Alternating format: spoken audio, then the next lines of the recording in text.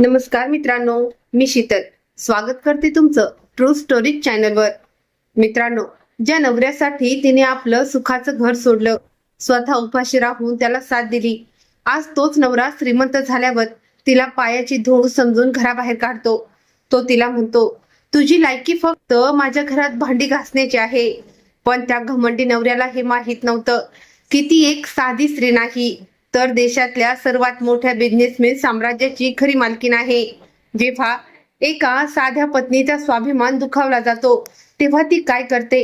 फक्त एका दिवसात त्या घमंडी नवऱ्याला रस्त्यावर कसं आणते, डोळ्यात पाणी आणणारी ही सुंदर कथा शेवटपर्यंत नक्की पहा। घटस्फोटाच्या कागदांवर सही कर। तू माझ्यासोबत जी 7 वर्ष घालवलीस, त्याच्या बदल्यात मी तुला 2 लाख रुपये देतोय। आदित्यचा आवाज इतका थंड होता की त्या आलिशान घरामध्ये एकदम शांतता पसरली। त्याने ते कागदपत्र काचेच्या टेबलवर फेकले। तिथेच खाली फरशीवर बसून आनंदी एक डाग साफ करत होती। आदित्यने तिच्याकडे अगदी तिरस्काराने पाहिलं आणि तो म्हणाला, जरा स्वतःकडे बघ आनंदी, हे असले स्वस्त सुती कपडे आणि तुझ्या अंगाला येणारा हा स्वयंपाकघरातल्या मसाल्यांचा वास। तू खरंच याच अवतारात माझ्या कंपनीतल्या 10व्या वाढदिवसाच्या पार्टीला येणार होतीस। मी काही छोटा मोठा दुकानदार नाही, मी एक खूप मोठा व्यावसायिक आहे। मला तुझ्यासारखी दिवसभर घरकाम करणारी बायको नको आहे। आदित्यचे हे शब्द ऐकून आनंदीचे हात तिथेच थांबले। तिच्या नाजूक बोटांनी त्या साफसफाईच्या कपड्याला आणखी घट्ट पकडलं। तिनं आपलं डोकं वर करून पाहिलं नाही, कारण तिला माहित होतं, जर तिने आदित्यच्या डोळ्यात पाहिलं तर तिच्या डोळ्यातील दुःख आणि वर्षांचा त्याग त्याला स्पष्ट दिसेल। आणि आदित्य नेहमीप्रमाणे तिच्या याच दुःखाला तिची कमजोरी समजेल। गेल्या 7 वर्षापासून आनंदीने स्वतःला जाणीवपूर्वक मागं ठेवलं होतं, जेणेकरून आदित्य त्याची स्वप्न पूर्ण करू शकेल। एक वेळ अशी होती जेव्हा आनंदी तिच्या कॉलेजमध्ये बिझनेस मीटिंगची सर्वात हुशार विद्यार्थिनी होती। आदित्यच्या संघर्षाच्या दिवसात तीच त्याचा सर्वात मोठा आधार होती। पण आज जेव्हा आदित्य यशाच्या शिखरावर पोहोचला होता, तेव्हा तिलाच विसरला होता। त्यामुळे त्याला आनंदी आता घराण्यातल्या एखाद्या जुन्या आणि निरुपयोगी फर्निचर सारखी वाटू लागली होती, ज्याला बाहेर फेकून देण्याची वेळ आली होती। तेवढ्या जिन्यावरून खाली उतरताना आदित्यची आई प्रमिला देवींचा मोठा आवाज पूर्ण हॉलमध्ये घुमला। त्यांच्या चेहऱ्यावर प्रचंड गर्व आणि आनंदीबद्दलचा तिरस्कार साफ दिसत होता। आनंदीने आत्ताच जिथे साफ केलं होतं त्या जागेवर त्यांनी आपल्या महागड्या सँडलनं पाय ठेवून फरशी पुन्हा घाण केली। त्या टोमणा मारत म्हणाल्या, माझा मुलगा अगदी बरोबर बोलतोय, तो आता आभाळात उडणारा गरुड झाला आहे। त्याच्यासोबत एखाद्या मोठ्या आणि श्रीमंत घरची मुलगी शोभून दिसेल, तुझ्यासारखी नाही, जिच्याकडे ना कोणती चांगली पदवी आहे ना मोठं कुटुंब। आम्ही तुला या घरात नोकरासारखं राहू दिलं, हाच तुझ्यावर आमचा मोठा उपकार होता। गुपचूप या कागदांवर सही कर आणि आमच्या देशमाने कुटुंबाचा तमाशा करू नकोस। आनंदीच्या ओठांवर एक लहानसं हसू आलं। हे हसू आनंदाचे नव्हते, तर त्या थकव्याचे होते, जो आता तिच्या आत्म्यापर्यंत पोचला होता। ती हळूहळू उठली आणि त्या दोघांसमोर येऊन उभी राहिली, जे आपल्या पैशाच्या घमंडीत रोज तिच्या इज्जतीचा कचरा करत होते। आनंदीने कोणताही वाद घातला नाही, कारण तिला समजलं होतं की जी माणसे पैशाची इज्जत करतात त्यांच्या समोर बोलण्यात काहीच अर्थ नसतो। तेवढ्यात आतल्या खोलीतून 6 वर्षाची लहानगी वीरा पळत बाहेर आली। तिच्या लहान हातांमध्ये एक जुनं लाकडी खेळण्यातलं विमान होतं, ज्याचा रंग उडाला होता। तिच्या मोठ्या डोळ्यांमध्ये भीती साफ दिसत होती। वीराला घटस्फोट म्हणजे काय हे माहित नव्हतं, पण घरातले बदललेले वातावरण जिला जाणवलं होतं। ती पळत जाऊन आपल्या आईला बिलगली आणि रडत म्हणाली, आई, तू रडू नकोस। तू म्हणाली होतीस ना की देव चांगल्या लोकांना नेहमी मदत करतो। बाबा, प्लीज आईला ओरडू नका। माझी आई जगातली सर्वात चविष्ट जेवण बनवते आणि मला चांगल्या कविताही शिकवते। आदित्यने आपल्याच मुलीला खांद्याला पकडून थोडं मागं केलं आणि म्हणाला, पोरी, मोठ्यांच्या गोष्टीत लहान मुलांनी पडायचं नसतं। जा, आपल्या खोलीत जाऊन खेळ, असे म्हणत आदित्यने आपल्या मुलीला बाजूला केलं. आदित्यचं हे वागणं पाहून आनंदीचा संयम शेवटी सुटला. ती स्वतःचा झालेला प्रत्येक अपमान सहन करू शकत होती, पण आपल्या निष्पाप मुलीच्या मनाला लागलेली जखम तिला सहन झाली नाही. तिच्या चेहऱ्यावरील भाव पूर्णपणे बदलले. तिच्या चेहऱ्यावर एक अजीब शांतता पसरली, जी एखाद्या मोठ्या वादळापूर्वी असते. ती हळूहळू टेबलाजवळ गेली. तिने पेन उचलला आणि एकही क्षण न थांबता घटस्फोटाच्या कागदपत्रांवर आपली सही केली. ठीक आहे, मी सही केली आहे, पण या घरातून जाण्यापूर्वी मी माझे ते सामान सोबत घेऊन जाणार आहे, जे फक्त माझे आहे. आनंदीचा आवाज इतका शांत होता की आदित्य सुद्धा एक क्षण थबकला. आनंदीनं वीराचा हात पकडला आणि ती तिला घेऊन आपल्या खोलीत गेली. इकडे आदित्य आणि त्याची आई आपल्या विजयाचा आनंद साजरा करू लागले. जवळपास 20 मिनिटांनंतर जेव्हा खोलीचा दरवाजा उघडला, तेव्हा जणू काही एका वेगळ्या जगाची चमक त्या उदास घरात पसरली. ती थकलेली सुती कापडातली आनंदी आता तिथे नव्हती.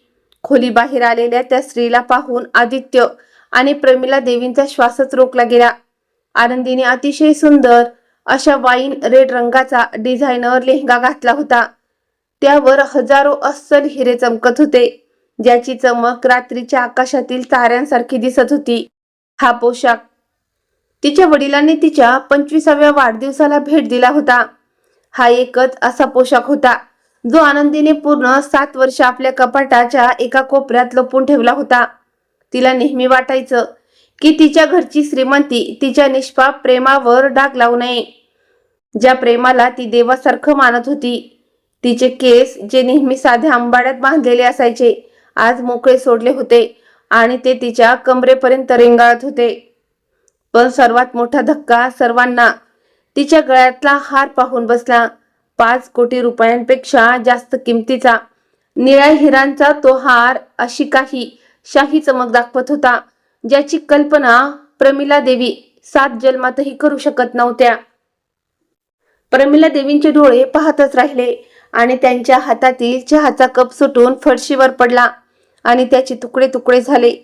तू हा इतका महागडा पोशाख कुठून चोरून आणलास? हे सगळी नकली आहे ना? तू नक्कीच चोरी केली आहेस, त्या ओरडल्या. आदित्य सुद्धा पूर्णपणे चक्रावून गेला होता. त्याने आपल्या पत्नीला कधीच अशा रॉयल अंदाजात पाहिलं नव्हतं. आनंदीच्या डोळ्यात आता एक हतबल गृहिणीची मजबुरी नव्हती, तर एका अशा राणीचा आत्मविश्वास होता, जी आपले हरवलेले साम्राज्य परत मिळवण्यासाठी आली आहे. आनंदीने कोणत्याही प्रश्नाचं उत्तर दिलं नाही. तिने फक्त आपली मुलगी वीराचा हात आणखी घट्ट पकडला, जिने आता पांढऱ्या रंगाचा सुंदर फ्रॉक घातला होता. ती आपल्या मुलीला घेऊन थेट मुख्य दरवाजाच्या दिशेनं चालू लागली. तेवढ्यात त्या शांत रस्त्यावर अचानक मोठ्या गाड्यांच्या इंजिनचा आवाज घुमला. 3 मोठ्या काळ्या रंगाच्या बुलेट प्रूफ गाड्या एकाच वेळी देशपांडे वाड्याच्या गेटवर येऊन थांबल्या. गाड्यांचे दरवाजे उघडले आणि काळे कपडे घातलेले कमांडो सारखे दिसणारे सुरक्षा रक्षक एकाच वेळी बाहेर आले. त्यांनी आदराने आपले डोके झुकवून सलाम केला. तेवढ्यात मधल्या गाडीतून एक मध्यमवर्गीय गृहस्थ बाहेर आले, ज्यांच्या चेहऱ्यावर आदर आणि अधिकार दोन्ही स्पष्ट दिसत होते. ते पुढे आले. ते दुसरे कोणी नसून आनंदीच्या वडिलांचे मुख्य व्यवस्थापक होते. त्यांचा खंबीर आवाज पूर्ण वाड्यात घुमला. मालकीनबाई, चेअरमन साहेबांनी तुमची खूप मोठी वाट पाहिली आहे. राणे इंडस्ट्रीजचे पूर्ण साम्राज्य अधिकृतपणे आता तुमच्या नावावर झाले आहे. सर्व कायदेशीर प्रक्रिया काल रात्रीच पूर्ण झाली होती. तुमची आणि लहान मालकीनबाईंची घरी परतण्याची तयारी झाली आहे. तुमची परवानगी असेल तर आता आपण आपल्या घरी निघूया. आदित्य तिथेच सुन्न होऊन उभा राहिला. त्याच्या हातातून त्याचा महागडा फोन निसटून खाली पडला आणि त्याचे तुकडे झाले.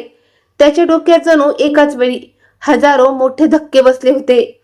ज्या स्त्रीला त्याने काही वेळापूर्वी एक ओझे समजून घरातून हाकलून दिलं होतं, ती स्त्री प्रत्यक्षात भारतातील सर्वात मोठ्या आणि सर्वात शक्तिशाली बिझनेसमॅन साम्राज्य असणाऱ्या राणे इंडस्ट्रीजची एकमेव वारसदार होती.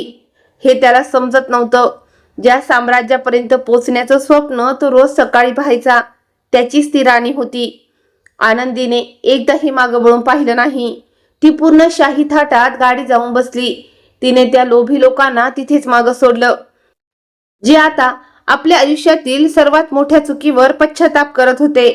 पण आता त्यांचा पश्चाताप कोणत्याही कामाचा नव्हता, कारण जो वादळ त्याच्या दिशेनं निघालं होतं त्याच्यापासून वाचणं आता अशक्य होतं. शाही गाड्यांचा तो ताफा चमचमणाऱ्या रस्त्यावरून वेगाने पुढे निघाला. गाडीच्या काळ्या काचेच्या पाठीमागे बसलेल्या आनंदीनं पाहिलं की आदित्य आणि त्याच्या आईची सावली हळूहळू तिच्या नजरेआड झाली. गाडीच्या आत शांतता पसरली होती आणि चंदनाचा हलकासा महागडा सुगंध दरवळत होता. आनंदीनं सीटवर आपलं डोकं टेकवलं आणि डोळे बंद केले. पुढच्या क्षणी तिच्या डोळ्यांसमोरून गेल्या 7 वर्षाचा काळ एखाद्या चित्रपटासारखा फिरू लागला. आज तिला वाटत होतं की तो सगळा काळ तिच्या आयुष्यातील सर्वात सुंदर धोका होता. पण हाच तो काळ होता जेव्हा तिने पहिल्यांदाच प्रेमाचा खरा अर्थ अनुभवला होता. 7 वर्षापूर्वी आनंदी राणे या शहरातील सर्वात श्रीमंत आणि नामांकित कुटुंबातील मुलगी होती. तिच्याकडे सर्व काही होतं, अथांग सौंदर्य, अफाट संपत्ती आणि हुशार बुद्धिमत्ता. पण तिने हे सर्व सोडून आदित्य देशमानेला निवडलं होतं, जो त्यावेळी फक्त एक साधा इंजिनियर होता. त्याचे खिसे रिकामे होते, पण डोळ्यात खूप मोठी स्वप्न होती. त्या दोघांच्या भेटी कोणत्याही 5 स्टार हॉटेलमध्ये नाही, तर चौपाटीच्या गर्दीत व्हायच्या. दोघेही आदित्यच्या जुन्या स्कूटरवर पूर्ण शहर फिरायचे. पावसात भिजत वडापाव खाणे आणि एकाच कपमधून चहा पिणे ही त्यांच्या प्रेमाची सर्वात गोड आवड होती. आदित्य अनेकदा समुद्राच्या कडेला गुडघ्यावर बसून तिला म्हणायचा, आनंदी, मी माझं पूर्ण आयुष्य पणाला लावीन हे सिद्ध करण्यासाठी की तुझे वडील चुकीचे आहे आणि तू माझ्यावर ठेवलेला विश्वास अगदी बरोबर आहे. मी माझ्या हातांनी तुझ्यासाठी असं साम्राज्य उभा करीन जे जगाने कधी पाहिलं नसेल. त्यावेळी आनंदीला वाटायचं की तिच्यासारखी नशीबवान दुसरी कोणीच नाही. तिने तिचे वडील अशोकराव राणे यांनी दिलेले सुखाचं आयुष्य सोडलं होतं, लाखो रुपयांचे कपडे सोडले. इतकेच नाही तर तिने आदित्यला कधीही जाणवू दिलं नाही की तिचे वडील इतके मोठे उद्योगपती आहेत आणि ती इतकी श्रीमंत आहे. ती आदित्य सोबत 150 स्क्वेअर फुटाच्या एका छोट्याशा खोलीत राहायला गेली होती. अनेक रात्री अशाही आल्या जेव्हा दोघांनी फक्त वरण आणि सुकी भाकरी खाऊन दिवस काढले. पण त्या छोट्याशा खोलीत त्यांचं हसू कधीच कमी झालं नाही. आनंदीने तिचे सगळे साठवलेले पैसे लावून आदित्यला त्याचा पहिला मोठा प्रोजेक्ट मिळवून दिला होता. जेव्हा आदित्य काम करून थकून जायचा तेव्हा आनंदी त्याचा हात आपल्या हातात घेऊन त्याला पुन्हा हिंमत द्यायची. तिचा पूर्ण विश्वास होता की जर प्रेम खरं असेल तर पैसा आणि श्रीमंतीची कोणतीही भिंत जास्त काळ टिकू शकत नाही. पण खरं आयुष्य पुस्तकातल्या प्रेम कथेसारखं नसतं. जसजसं आदित्यचं नशीब चमकू लागलं आणि त्याची कंपनी करोडो रुपये कमवू लागली, तसे तसे त्यांच्या नात्यात दुरावा येऊ लागला. जो आदित्य कधी आनंदीला आपली पूर्ण दुनिया मानायचा, तो आता फक्त स्वतःचा फायदा बघणारा एक व्यावसायिक बनला होता. तो रात्रभर पार्ट्यांमध्ये राहू लागला. त्याला आपल्या आशा पत्नीची लाज वाटू लागली, जी साधे कपडे घालून घर सांभाळायची. हळूहळू तो आपल्या आईच्या विषारी बोलण्यात वाहून गेला. त्याच्या आईने त्याच्या डोक्यात हे पक्क भरवलं होतं की आनंदीच त्याच्या प्रगतीच्या मार्गातील सर्वात मोठा अडथळा आहे. शेवटी पैशाच्या चमकने त्या खऱ्या आणि पवित्र प्रेमाला पूर्णपणे आंधळ केलं होतं. अचानक वीराने गाडीत आपली जागा बदलली आणि तिने आपले लहान हात आईच्या गळ्यात टाकले. वीराने असे करताच आनंदी त्या वेदनादायी आठवणींमधून बाहेर आली. ती लहान मुलगी खिडकीच्या बाहेर पाहत मोठ्या आनंदाने म्हणाली, आई, ते काळे कपडे घातलेले काका आजोबांचे मित्र आहेत ना? ही गाडी किती छान आणि किती मऊ आहे. बाबांच्या जुन्या गाडीसारखे यात अजिबात झटके लागत नाही. वीराचे हे निष्पाप बोलणे ऐकून आनंदीचं हृदय पुन्हा एकदा तुटलं. आता तिला स्पष्ट समजलं होतं की ज्या प्रेमाला वाचवण्यासाठी तिनं आपलं पूर्ण तारुण्य पणाला लावलं, ते प्रेम प्रत्यक्षात फक्त तिनंच पाहिलेलं एक स्वप्न होतं. तिने ज्या माणसावर जीवापाड प्रेम केलं तो माणूस तसा कधी नव्हताच. तेवढ्यात समोर बसलेल्या व्यवस्थापकाच्या टेबलवर एक लाल रंगाचा संदेश चमकला. त्यांनी पूर्ण आदरानं मागे वळून सांगितलं, मालकीनबाई, चेअरमन साहेबांनी आदित्य देशमानेच्या कंपनीचे बँकेचे सर्व कर्ज आपल्या नावावर घेतलं आहे. आता कायदेशीररित्या तो आपला सर्वात मोठा कर्जदार आहे आणि त्याची पूर्ण कंपनी आपल्या नियंत्रणात आली आहे. आता तुम्ही सांगा त्याचे काय करायचे. आनंदीनं आपल्या गळ्यातल्या जड आणि थंड हिऱ्यांच्या हाराकडे पाहिलं. तिच्या ओठांवर एक असं हसू आलं ज्यामध्ये अजिबात दया नव्हती. आता ती फक्त एक सामान्य गृहिणी नव्हती, तर आपल्या तुटलेल्या स्वाभिमानाच्या राखेतून पुन्हा उभी राहिलेली एक शक्तिशाली स्त्री बनली होती. त्याला त्याच्या काचेच्या महालात आणखी थोडा वेळ आनंदी राहू दे. आनंदीनं अगदी शांत पण करड्या आवाजात सांगितलं, मला पाहायचं आहे की ज्या महालाचा त्याला इतका माज आहे तो महाल वाळूच्या पायावर उभा आहे हे त्याला स्वतःच्या डोळ्याने दिसलं पाहिजे. आज सकाळीच ज्या हातांना त्याची आई प्रमिला देवींनी घाण समजून अपमानित केलं होतं तेच हात या महालाची शेवटची वीस काढून त्याला जमिनीवर आणतील. काही नाती करोडो रुपये देऊनही खरेदी करता येत नाहीत आणि जेव्हा काही माणसे एकदा पाठ फिरवतात तेव्हा पूर्ण आयुष्यभर त्यांची सावलीही पाहायला मिळत नाही. काही वेळातच गाड्यांचा तो ताफा राणे इस्टेटच्या मोठ्या लोखंडी गेट समोर येऊन थांबला. बाहेर सगळीकडे एक वेगळी शांतता होती. हा तोच दरवाजा होता जिथून 7 वर्षापूर्वी आनंदी अगदी रिकाम्या हाताने आणि मनात एका खोट्या प्रेमाची आशा घेऊन बाहेर पडली होती. आज जेव्हा तो दरवाजा हळूहळू उघडला तेव्हा असं वाटलं की तिच्या आयुष्याचे ते बंद झालेले पान पुन्हा उघडले आहे ज्याला तिनं संपलेलं मानलं होतं. व्यवस्थापक पूर्ण आदराने त्या मायलेकींना आत मुख्य हॉलपर्यंत घेऊन गेले. समोर भारताचे सर्वात शक्तिशाली उद्योगपती आणि राणी इंडस्ट्रीजचे मालक अशोकराव राणे उभे होते. त्यांचे केस आता पूर्णपणे पांढरे झाले होते. ज्या चेहऱ्याला मोठमोठे नेतेही घाबरायचे आज त्या चेहऱ्यावर आपल्या मुलीला आणि नातीला पाहून अश्रू आले होते. त्या नातीला जिची रूप त्यांनी आजपर्यंत फक्त लपून काढलेल्या फोटोंमध्येच पाहिली होती. अशोकरावांनी कोणतीही तक्रार केली नाही की कोणताही टोमणा मारला नाही. ते फक्त पुढे आले आणि त्यांनी आपली नात वीराला छातीशी घट्ट लावलं.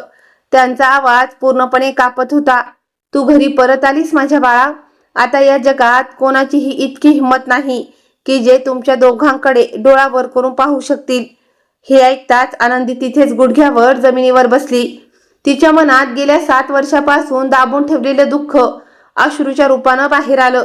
हे अश्रू तिच्या स्वतःच्या त्रासाचे नव्हते तर आपल्या त्या वडिलांसाठी होते ज्यांना तिने आपल्या एका चुकीच्या निर्णयामुळे 7 वर्ष प्रचंड मानसिक त्रास दिला होता. रात्री जेव्हा वीरा तिच्यासाठी खास सजवलेल्या राजकन्येसारख्या खोलीत सुखाने झोपी गेली तेव्हा आनंदी तिच्या वडिलांसोबत त्यांच्या मोठ्या स्टडी रूम मध्ये बसली होती. आता पुढे काय विचार केला आहेस बाळा. अशोकरावांनी कागदपत्राचा एक मोठा गठ्ठा तिच्याकडे सरकवत विचारलं. राणे इंडस्ट्रीजचे पूर्ण शेअर्स, सगळे मोठे प्रोजेक्ट आणि सगळी संपत्ती मी खूप आधीच तुझ्या नावावर केली होती. उद्या सकाळी सूर्य उगवताच तू या पूर्ण साम्राज्याची एकमेव मालकीण आणि चेअरपर्सन बनशील. आनंदी हळूहळू त्या फाईलची पाने उलटून पाहू लागली. तेवढ्यात तिची नजर एका पानावर जाऊन थांबली. त्या पानात अशा कंपनीची यादी होती ज्या राणे इंडस्ट्रीज सोबत काम करण्यासाठी जीवाचे रान करत होत्या. या यादीत सर्वात शेवटी देशमाने रिअल इस्टेटचे नाव लिहिले होते. हाच तो सर्वात मोठा कॉन्ट्रॅक्ट होता ज्याला मिळवण्यासाठी आदित्यने दिवस रात्र एक केलं होतं. या कॉन्ट्रॅक्टच्या लालचेपोटीच त्याने एका श्रीमंत आणि बिघडलेल्या मुलीशी म्हणजेच काव्याशी नातं जोडलं होतं. आदित्यला वाटत होतं की काव्याच्या ओळखीमुळे आणि वजनामुळे त्याला हा कॉन्ट्रॅक्ट सहज मिळून जाईल, पण त्याला या गोष्टीची पुसटशीही कल्पना नव्हती की हा पूर्ण खेळ आणि तो कॉन्ट्रॅक्ट सुरुवातीपासूनच आनंदीचे वडील अशोकराव राणे यांच्या इशाऱ्यावर चालत होता. जगाचा न्याय खूप वेगळा असतो आणि तो अगदी योग्य वेळीच होतो. आदित्य नेहमी छाती ठोकून सांगायचा की त्याने जे काही कमावले आहे ते स्वतःच्या हिमतीवर कमावले आहे, पण त्याला याची जराही कल्पना नव्हती की त्याचे जे काही जुने प्रोजेक्ट मंजूर झाले होते त्या सर्वांमागे अशोकरावांचा हात होता. त्यांनी मागून सगळी सूत्रे हलवून ते काम मंजूर करून घेतलं होतं जेणेकरून त्यांच्या एकुलत्या एक मुलीला आयुष्यात कधीही पैशांची कमतरता भासू नये. पण पैशांच्या घमंडीने आदित्यला इतकं आंधळ केलं होतं की त्याला वाटू लागलं होतं की तोच या बिझनेसच्या दुनियेचा देव आहे. पण खरं तर तो या मोठ्या खेळाडूच्या खेळातला फक्त एक छोटासा मोहरा होता. आनंदीच्या डोळ्यात आता एक वेगळीच चमक होती. ती म्हणाली, मी साऊथ सिटीचा तो नवीन स्मार्ट सिटी प्रोजेक्ट स्वतः सांभाळणार आहे, पण तुमच्या नावाने नाही, तर राणे इंडस्ट्रीची नवीन चेअरपर्सन बनून. आता मी त्या घमंडी माणसाला दाखवून देईन की ज्या उंचीवर बसण्याचा त्याला माज आहे, ती उंची माझ्या पायाच्या धुळी समान आहे. तिकडे देशमाने वाड्यातल्या आनंदाचे रूपांतर काही वेळातच भीतीमध्ये झाले होते. प्रमिला देवी वेड्यासारख्या शहरातील प्रत्येक मोठ्या सराफाला फोन करून त्या हाराची किंमत विचारत होत्या, जो हार आनंदी घालून गेली होती. काय म्हणालात? तो निळ्या हिऱ्यांचा हार अस्सल होता आणि त्याची किंमत 5 कोटी रुपये होती. इतके ऐकताच प्रमिला देवींचा गळा सुकला आणि त्यांचा आवाज कापू लागला. आदित्य सोप्यावर असा बसला होता जणू त्याच्या अंगातली ताकदच निघून गेली आहे. आनंदीचे ते नवीन रूप आणि तिच्या सोबत असणाऱ्या त्या काळ्या बुलेट प्रूफ गाड्या वारंवार त्याच्या डोळ्यासमोर फिरत होत्या.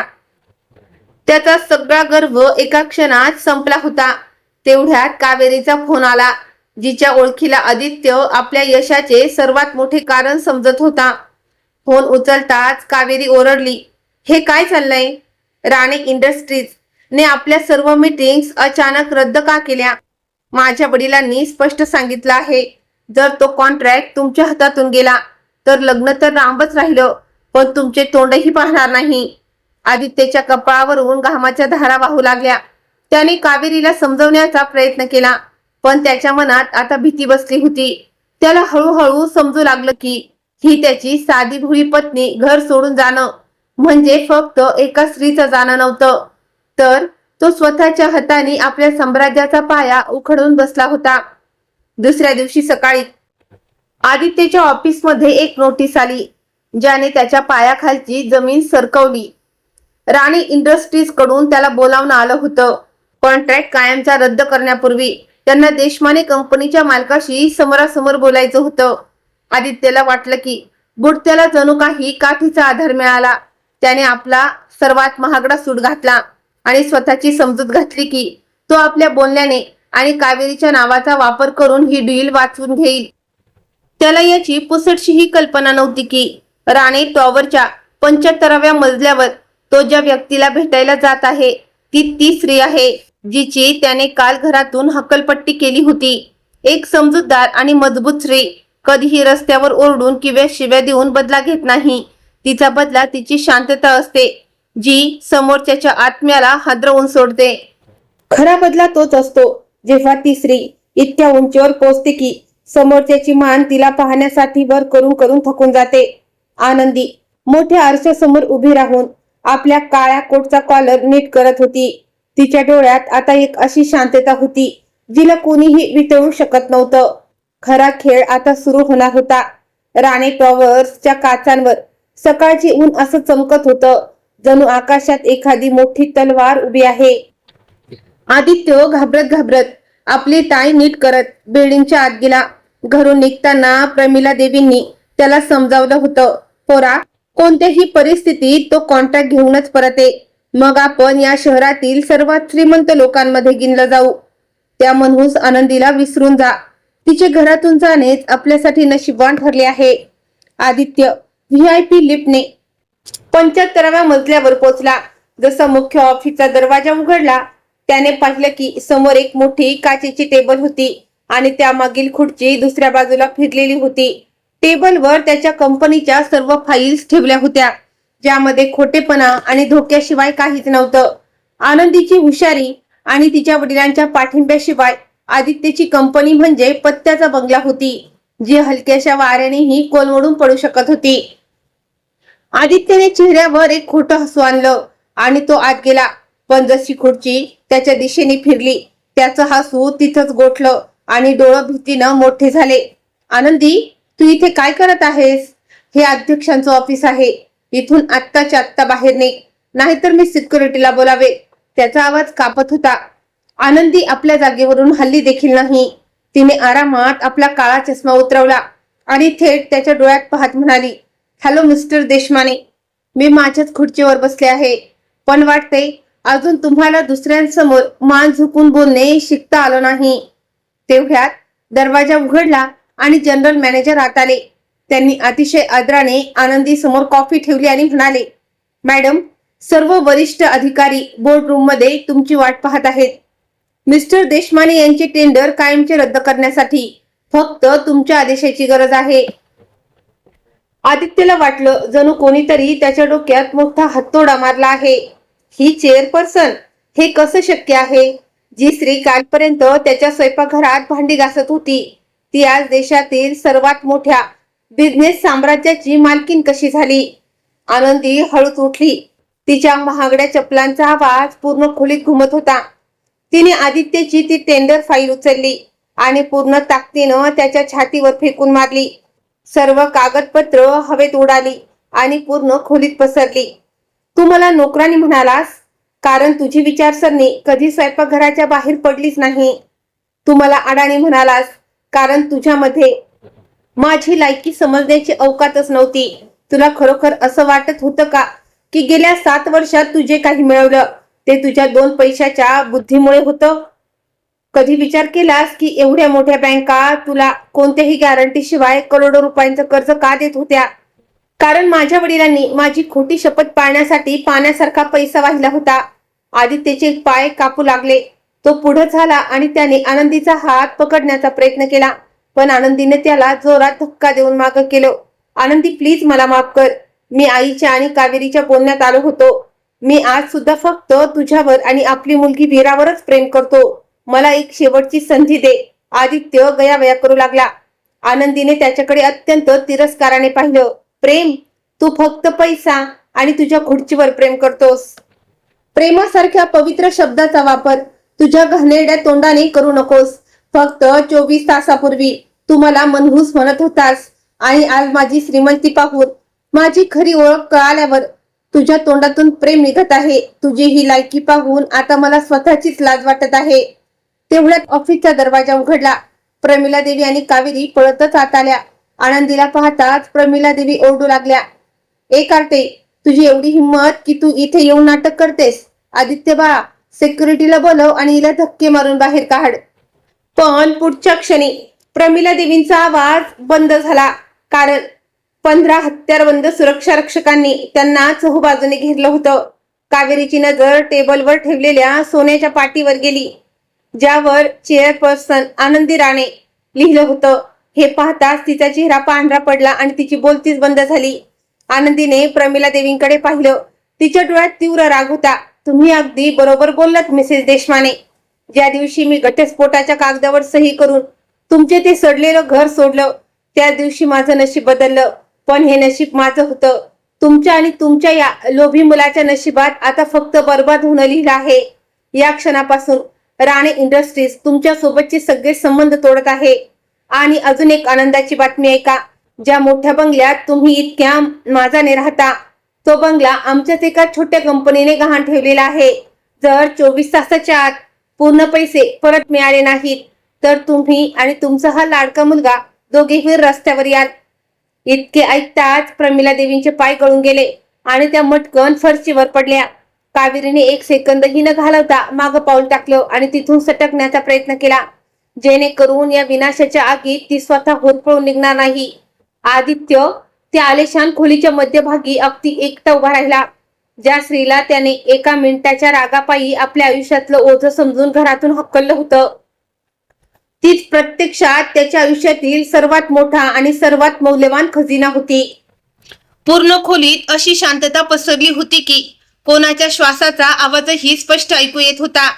प्रमिला देवींचं रडणं आणि आदित्यच्या छातीचं धडधडणं या वातावरणाला आणखीनच गंभीर बनवत होतं. कावेरी, जी नेहमी आदित्यला आपल्या बोटावर नाचवायची, आता भीतीनं भिंतीला टेकून उभी होती. राणे कुटुंबाशी वैर घेणं म्हणजे स्वतःहून आपल्या विनाशाला आमंत्रण देणं, हे तिला आता चांगलंच समजलं होतं. आनंदी आरामात आपल्या खुर्चीवर जाऊन बसली. तिने कोणताही गोंधळ घातला नाही, पण तिचा तो शांत चेहरा कोणत्याही वादळापेक्षा जास्त भयानक वाटत होता. तिने आपल्या सासूकडे पाहिलं. ही तीच बाई होती जिने एके दिवशी मुद्दाम तिच्या हातावर उकळते सूप पाडलं होतं आणि टोमणा मारला होता की तू एक हलक्या घरची मुलगी आहेस. प्रमिला देवी, आठवतंय तुम्हाला? तुम्ही काल काय म्हणालात? तुम्ही म्हणालात ना की मी तुमच्या मुलाच्या यशावर लागलेला सर्वात मोठा डाग आहे. मग आता सांगा, आज तोच डाग तुमच्या पूर्ण खानदानाचा श्वास आपल्या हातात घेऊन बसला आहे. तर तुम्हाला कसं वाटतं आहे? प्रमिला देवींचे पाय आणखीनच कापू लागले.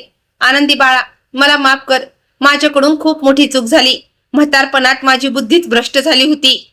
आमच्या घराण्यावर थोडी तरी दया कर. तुला तुझ्या त्या लहान मुलीची तरी काळजी आहे ना? तिचे बाबा रस्त्यावर आलेले तुला तरी आवडेल का? जसे प्रमिला देवींनी वीराचे नाव घेतले तसे आनंदीच्या चेहऱ्यावरील सगळी शांतता एका क्षणात नाहीशी झाली. ती झटकन उठली आणि आपल्या सासूच्या अगदी समोर जाऊन उभी राहिली. तिचा आवाज जरी हळू होता तरीही तिचा प्रत्येक शब्द एखाद्या शस्त्रासारखा टोचत होता. माझ्या मुलीचं नाव पुन्हा तुमच्या जिभेवर आणू नका.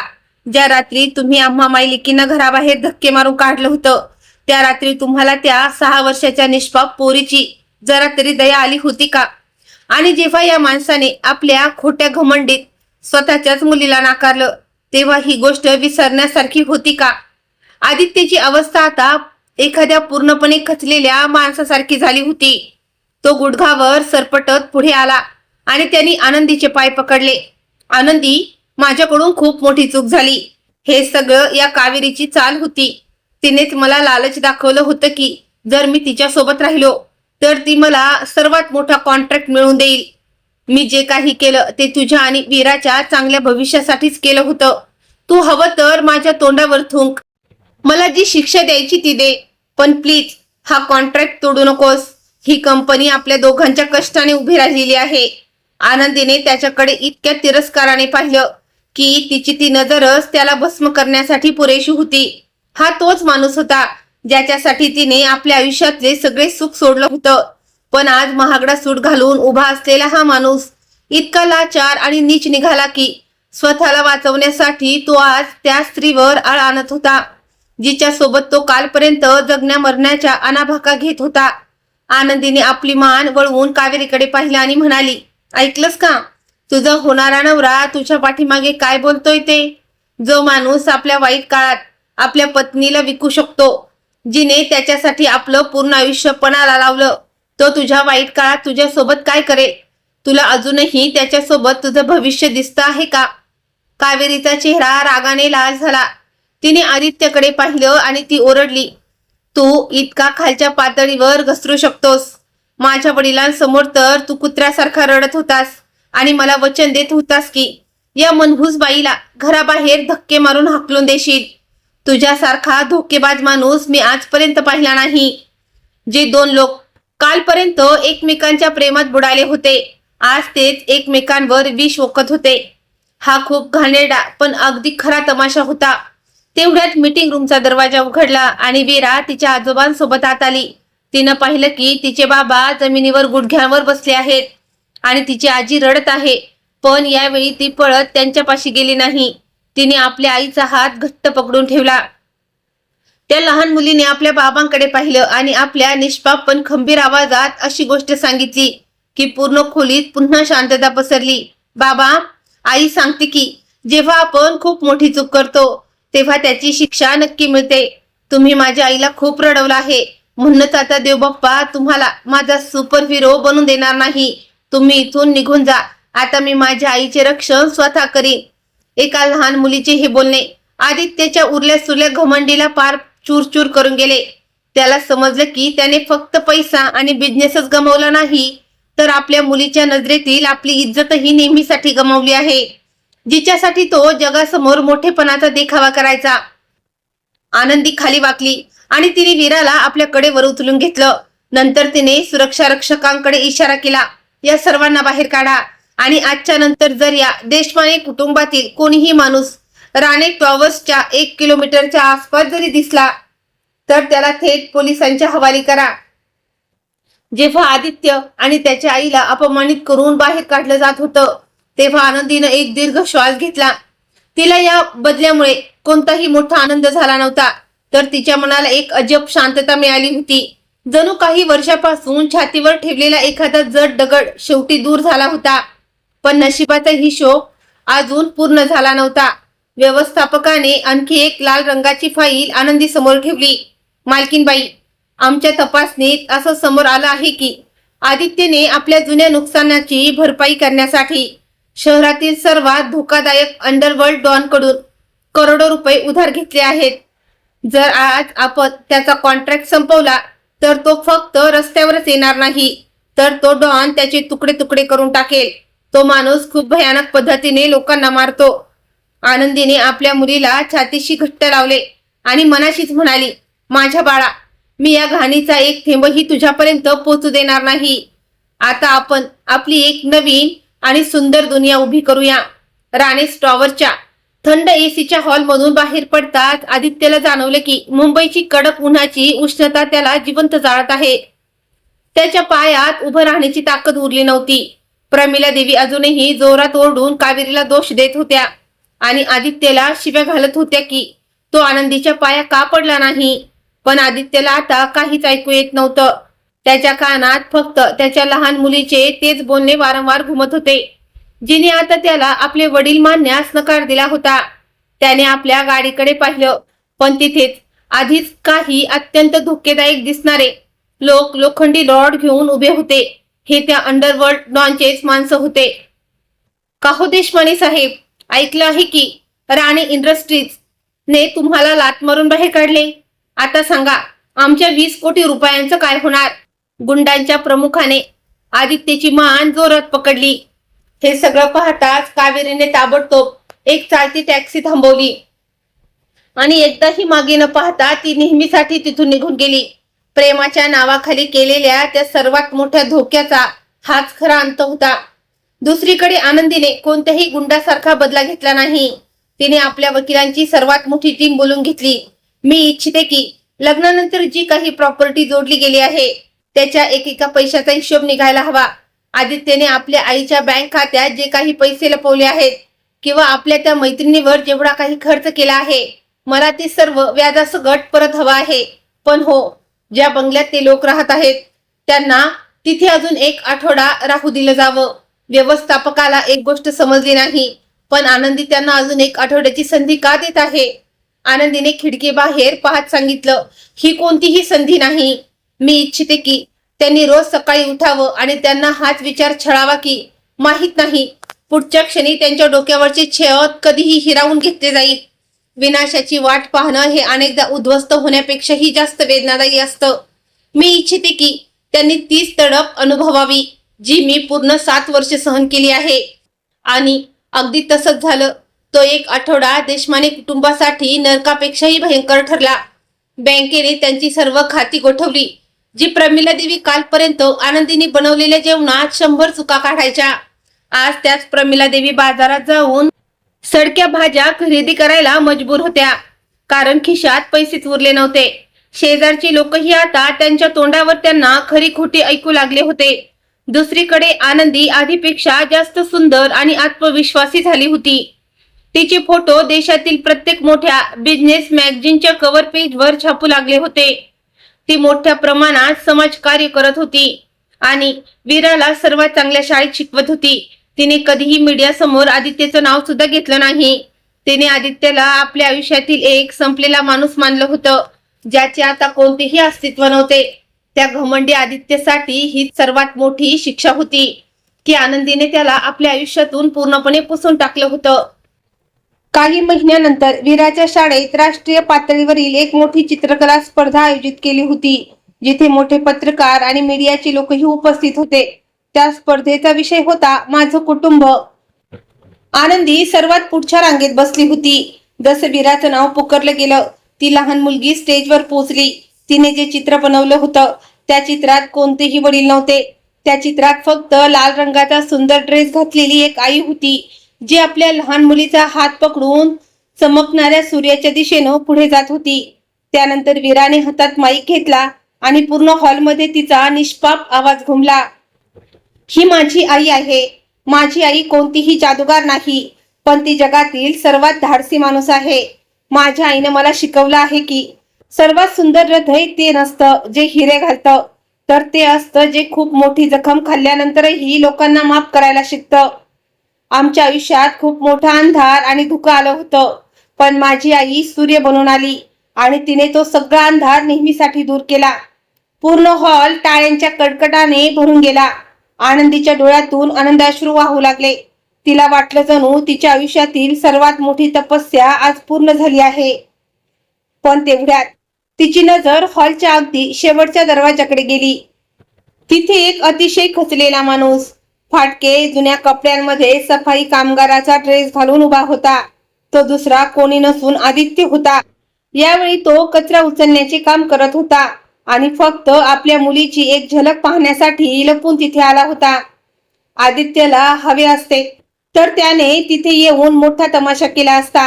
मीडिया समोर हात जोडून माफी मागितली असती. पण आपल्या मुलीचे ते बोलणे ऐकल्यानंतर आणि आनंदीला त्या शक्तिशाली रूपात पाहिल्यानंतर त्याचा उरला सुरला माझही पूर्णपणे तुटला होता. त्याला समजलं होतं की आता तो त्या प्रकाशासमोर उभं राहण्याच्या लायकीचाही उरलेला नाही. जशी आनंदीची नजर आदित्यावर पडली, आदित्यने लगेच आपली मान खाली झुकवली आणि तो त्या अंधाऱ्या दरवाजातून गुपचूप बाहेर निघून गेला. आनंदीनं त्याला रोखलं नाही आणि सुरक्षा रक्षकांनाही बोलावलं नाही. तिने फक्त एक दीर्घ श्वास घेतला आणि ती थोडीशी हसली. सर्वात मोठी माफी ती नसते जी आपण दुसऱ्याला देतो, तर ती असते जी आपण स्वतःला देतो. त्या चुकीसाठी जी आपण एका चुकीच्या माणसावर प्रेम करून केलेली असते. आदित्य पुढे निघून गेला आणि पाहता पाहता 2 वर्ष निघून गेली. डिसेंबरचा महिना होता आणि सगळीकडे दाट धुकं पसरलं होतं. जणू काही पूर्ण शहर पांढऱ्या शुभ्र चादरीमध्ये लपलं होतं. आनंदी तिच्या आलिशान ऑफिसमध्ये बसली होती. तेवढ्यात तिच्याकडे एक जुना चुरगळलेला आणि घाणेरडा लिफाफा आला. ती एक चिठ्ठी होती जी आदित्यने शहराबाहेर असलेल्या एका सरकारी आणि दुर्वस्था झालेल्या रुग्णालयातून पाठवली होती. आदित्यला यकृताचा म्हणजे लिव्हरचा कॅन्सरचा शेवटचा टप्पा होता. दारू आणि मानसिक तणावाने त्याला पूर्णपणे आतून तोडून टाकलं होतं. त्याची फक्त एक शेवटची इच्छा होती की मरण्यापूर्वी एकदा तरी आपल्या मुलीच्या तोंडून बाबा हा शब्द ऐकावा. हे वाचताच आनंदीच्या मनात जणू एक वादळ उठलं.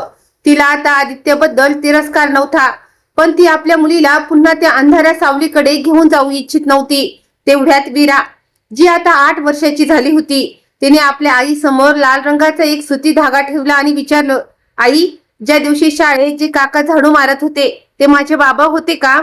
हे ऐकून आनंदी अगदी शांत झाली. खरंच लहान मुलांचं मन मोठ्यांपेक्षा खूप जास्त साफ असतं. तिने हळूच होकार दिला आणि ती वीराला सोबत घेऊन त्या रुग्णालयात पोचली. रुग्णालयातील वातावरण खूप भीतीदायक होतं. हवेत औषधांचा आणि मृत्यूचा वास पसरला होता. त्या दाट धुक्यात आदित्य एका तुटलेल्या खाट्यावर पडला होता. तो इतका बारीक आणि कमजोर झाला होता की त्याला ओळखणेही कठीण होतं. आनंदी दरवाजापाशी थांबली. वीरा हळूहळू चालत त्याच्या जवळ गेली आणि तिने कोणतीही भीती न बाळगता आपले लहान उबदार हात आदित्यच्या थंड हातांवर ठेवले. आदित्य जोरात रडू लागला. मला माफ कर माझ्या बाळा, मी खूप वाईट माणूस आहे. वीराने आपल्या खिशातून तोच लाल धागा काढला आणि त्याच्या बारीक मनगटावर बांधला. ती म्हणाली, बाबा, आई सांगते की जे लोक चांगल्या रस्त्यावर चालतात त्यांना फुले मिळतात आणि जे चुकीच्या रस्त्यावर चालतात त्यांना काटे टोचतात. तुम्हालाही खूप काटे टोचले ना, म्हणूनच तुम्ही इतके आजारी पडलात. पण तुम्ही काळजी करू नका, आईने तुम्हाला खूप आधीच माफ केलं आहे आणि मलाही तुमच्याबद्दल कोणतीही तक्रार नाही. तुम्ही बरे व्हाल ना. हा लाल धागा पाहून लक्षात ठेवा की आम्ही दोघी खूप आनंदी आहोत. आता तुम्हाला आमची काळजी करण्याची अजिबात गरज नाही. मी मोठी होऊन माझ्या आईची पूर्ण काळजी घेईन. आपल्या मुलीच्या तोंडून हे शब्द ऐकून आदित्यच्या मनातील सर्वात मोठी जखम नेहमीसाठी भरून आली. त्याने कापत असलेल्या हातांनी आनंदीकडे पाहिलं आणि दोन्ही हात जोडले. तो म्हणाला, धन्यवाद आनंदी, मला इतकी मोठी शिक्षा देण्यासाठी आणि माझ्या मुलीला इतका चांगला माणूस बनवण्यासाठी. आनंदी हळूच त्याच्या जवळ गेली. तिच्या डोळ्यात आता राग नव्हता आणि तिरस्कारही नव्हता, तर एक गहरी शांतता होती. तिने आपल्या बॅग मधून काही कागदपत्र काढली आणि म्हणाली, मी लंडनच्या एका मोठ्या कॅन्सर रुग्णालयात तुझे सर्व रिपोर्ट पाठवले आहेत.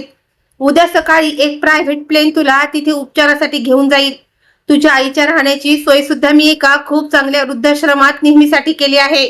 आदित्य थक्क झाला. त्याला आपल्या कानांवर विश्वास बसत नव्हता. त्याने कातर आवाजात विचारलं, तू माझ्यासारख्या माणसासाठी हे सर्व का करत आहेस? आनंदीनं खिडकीबाहेर पाहिलं आणि म्हणाली, मी हे सर्व तुझ्यासाठी नाही तर माझ्या मुलीसाठी करत आहे. मला तिला शिकवायचे आहे की आयुष्यात शत्रूंना सजा देणं जेवढं गरजेचं आहे तेवढंच त्यांना माफ करणंही गरजेचं आहे, जेणेकरून आपल्या मनात तिरस्काराचं ओझं राहत नाही. ही तुझ्या आयुष्यातली शेवटची संधी आहे. आता माझ्या मुलीला पुन्हा कधीही निराश करू नकोस. दुसऱ्या दिवशी तो प्रायव्हेट प्लेन आदित्यला एका नवीन आशेसह लंडनला घेऊन उडाला. आनंदीने वीराचा हात पकडला आणि दोघी रुग्णालयातून बाहेर आल्या. बाहेरचे सर्व धुकं आता साफ झालं होतं आणि चहूबाजूंनी कडक ऊन पडलं होतं. घटस्फोटाच्या त्या कागदावर सही करून आनंदीने फक्त आपला पती गमावला नव्हता, तर तिने आपली ती शक्ती परत मिळवली होती, जिने तिला जगातील सर्वात मजबूत स्त्री बनवलं होतं. प्रेमात मिळालेला धोका माणसाला तोडत नाही, तर त्याला जाणीव करून देतो की तो आतून किती मजबूत आहे. ही कथा आपल्याला शिकवते की माणसाची खरी ओळख त्याच्या पैशाने किंवा श्रीमंतीने होत नाही, तर त्याच्या चारित्र्याने आणि वागण्याने होते. गर्व आणि अहंकार नाती तोडून टाकतात, तर त्याग, आत्मसन्मान आणि कष्ट माणसाला एका दिवशी अशा उंचीवर पोहोचवतात जिथे त्याचे यश सर्वात मोठे उत्तर बनते.